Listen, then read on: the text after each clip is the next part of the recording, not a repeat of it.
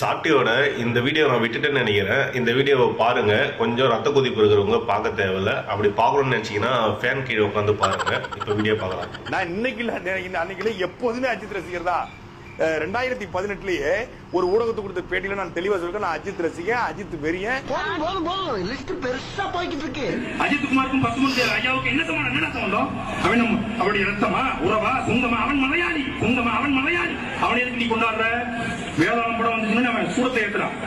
அப்படியே சூடம் உடம்புல போட்டு எரிஞ்சு சாகும். ஐயோ நாய். நான் அன்னைக்கு எப்போதுமே அஜித் ரசிகர். முடியாத காலத்துல விஜய் அரசியல் வரன்னு சொல்ல, இன்னைக்கு அவர் வீக்ல இருக்காரு. சொல்ல போனா இந்தியாவில் இருக்கக்கூடிய ஒரு டாப் 10 நடிகர்கள்ல விஜய் வந்து மிக முக்கியமான இடத்துல இருக்காரு. 150 கோடி ரூபாய் சம்பளம் வாங்கக்கூடிய இடத்துல இருக்காரு. இன்றைக்கு லட்சக்கணக்கான இளைஞர்கள் தங்களுடைய பாலவரா வச்சிருக்காரு.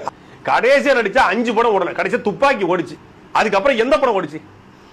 கடைசியா நடிச்ச லியோ சரியா போகல. மிகச்சிறந்த நடிகர் என்பதை விஜய் அவர்கள் நிரூபிச்சிருக்காங்க.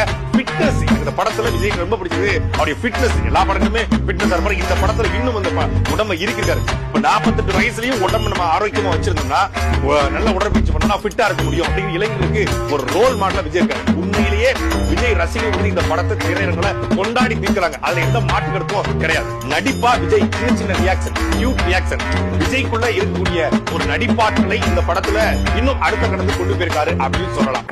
வாரிசு சரியா போகல. இறங்கி நடிச்சிருக்காரு விஜய். இதுல இறங்கி ஒரு சூப்பர் ஸ்டாருக்கான எல்லா தகுதிகளும் உள்ள நடிகர். உங்களுக்கு சூப்பர் ஸ்டார் தான். அந்த படத்தை பார்த்த பிறகு சூப்பர் ஸ்டார் விஜய்னே அடுத்த படத்துல போடலாம்.